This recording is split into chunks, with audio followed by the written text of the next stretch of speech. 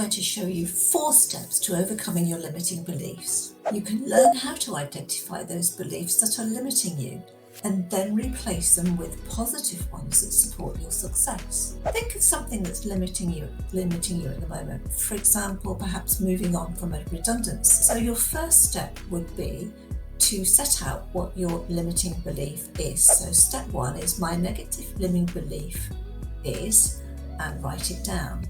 The second step is to outline the way it limits you. So the way it limits me is, so that's the second part. The third part is a sentence about the way I want to be, act or feel is. And the fourth step is my turnaround statement. So what is your turnaround statement that affirms or gives me permission to do this? So have a go at that, but if you need my help, then follow the last slide in this video. Perhaps give me a call and we can talk through it.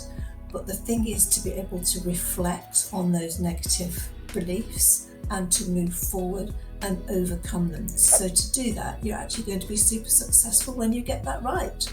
See you next time.